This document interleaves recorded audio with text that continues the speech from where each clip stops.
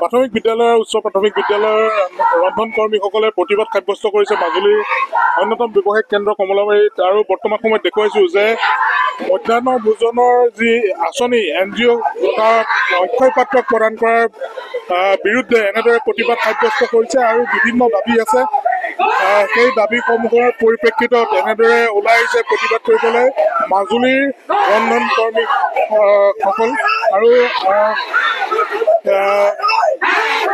কমলাবাৰীৰ পৰা যি block elementary education office তালৈকে তেওঁলোকে এনেদৰে পদযাত্ৰাৰে এই প্ৰতিবাদ সাব্যস্ত কৰিছে অসম চৰকাৰৰ বিৰুদ্ধে। আমি পৰিৱেশটো দেখুৱাইছোঁ।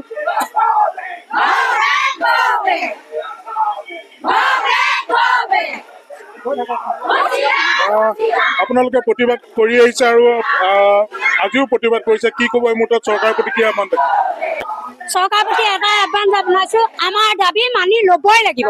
NGO বন্ধ কৰক, আমাৰ দাবী মানি লওক, আমাৰ পাৰিতোষিক বৃদ্ধি কৰক। আমি এটা কথা ক'ব বিচাৰোঁ, আমি মাতৃত্ব নহয় নেকি? আমি খাদ্য খোৱা ল'ৰা ছোৱালী 5 চনৰ পৰা ভাত ৰান্ধিছোঁ। আমি খাদ্য ৰান্ধি খোৱা ল'ৰা ছোৱালী ডক্তৰ ইঞ্জিনিয়াৰ হৈ আছে। আমি কি মাতৃত্ব নহয় নেকি? তেওঁ ল'ৰা ছোৱালী ডাঙৰ দীঘল কৰিবলৈ মন আছে, ডাঙৰ মানুহ কৰিবলৈ মন আছে, আমাৰ মন নাই নেকি? আমি 1000 টকাত আমি 5 চনৰ পৰা কৰিছোঁ, কিবা এটা আশাত আমি কৰি আছোঁ, গম পাইছেনে? কিবা এটা আশাত আমি কৰি আছোঁ।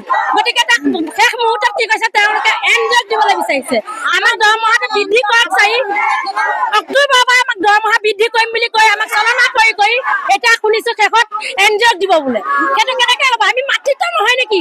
তেওঁ ল'ৰা ছোৱালী ডাঙৰ দীঘল কৰিবলৈ, ডাঙৰ মানুহ কৰিবলৈ মন আছে, ইঞ্জিনিয়াৰ কৰিবলৈ মন আছে, ডক্তৰ কৰিবলৈ মন আছে, আমাৰ মন নাই নেকি? আমি 1000 টকাত আমি ডক্তৰ ইঞ্জিনিয়াৰ কৰি দেখুৱালোহেঁতেনে, কৰি আছোঁ, কিন্তু আমাক তেওঁ সহায় কৰা নাই। আমি দুখীয়া শ্ৰেণীৰ মানুহ, তেওঁ কৈছিলে যে দুখীয়া শ্ৰেণীক আমি সহায় কৰিম।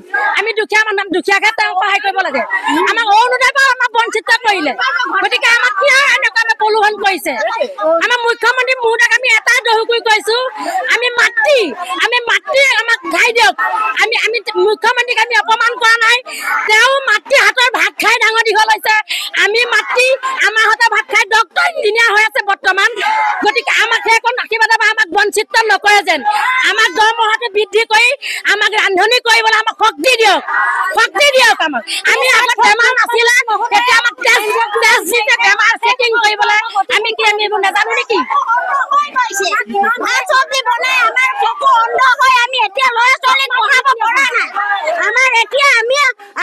আমাৰ দাবী মানিবই লাগিব। মুখ্যমন্ত্ৰীয়ে যদি নামানে, মুখ্যমন্ত্ৰী গাদীৰ পৰা নামি ল'ব লাগিব। এনেদৰে প্ৰতিবাদ সাব্যস্ত কৰিছে আৰু বিভিন্ন দাবী আছে। বিভিন্ন দাবীৰ পৰিপ্ৰেক্ষিতত আজি ৰন্ধন কৰ্মীসকলে প্ৰতিবাদ সাব্যস্ত কৰিছে। বাইদেউ কি ক'ব? আমাক যেতিয়ালৈকে দৰমহা তেওঁ কিমান দিব নিৰ্ধাৰণ কৰি নিদিয়ে, তেতিয়ালৈকে আমি ৰাজপথত আন্দোলন কৰিয়ে থাকিম আৰু তেওঁ আমাক ক'লে এইবাৰ 2026ত আমি তেওঁক ভোট নিদিওঁ যদি আমাক পইচা নিদিয়ে, তেওঁলোকে দৰমহা বৃদ্ধি নকৰে। আজি অত বছৰ আমি এটকা ইমান কম পইচাত কাম কৰি আছোঁ। আমাক কোনো অৰুণোদয়টো দিয়া নাই। আমাক ঘৰত বহি যেতিয়া অৰুণোদয় 1250 টকা পাব পাৰে, আমি এবেলা ভাত ৰান্ধি কিয় আমি পইচা পাব নোৱাৰোঁ? আমাক লাগিবই। নিশ্চিতভাৱে এনেদৰে বৰ্তমান সময়ত প্ৰতিবাদ সাব্যস্ত কৰিছে ৰন্ধন কৰ্মীসকলে। প্ৰাথমিক বিদ্যালয় উচ্চ প্ৰাথমিক বিদ্যালয়ৰ ৰন্ধন কৰ্মীসকলে মাজুলী জিলাৰ যি অন্যতম ব্যৱসায়িক কেন্দ্ৰ কমলাবাৰী চাৰিআলিত ৰাজপথত এনেদৰে প্ৰতিবাদ সাব্যস্ত কৰিছে চৰকাৰৰ বিৰুদ্ধে। আৰু এই প্ৰতিবাদৰ জৰিয়তে অতি শীঘ্ৰে তেওঁলোকৰ যি প্ৰাপ্য, তেওঁলোকৰ যি কষ্টৰ মূল্য, সেই মূল্য যাতে প্ৰদান কৰে তাৰ বাবে অসম চৰকাৰৰ প্ৰতি আহ্বান জনাইছে। আৰু ইয়াৰ লগতে যি NGOক মধ্যাহ্ন ভোজনৰ আঁচনি যি NGOক প্ৰদান কৰা হৈছে অক্ষয় পাত্ৰক, সেয়া যাতে প্ৰদান নকৰে তাৰ বাবে অসম চৰকাৰৰ প্ৰতি আহ্বান জনাইছে। আপুনি বিচৰা বাতৰি পাব কেৱল নিউজ 18 এপত।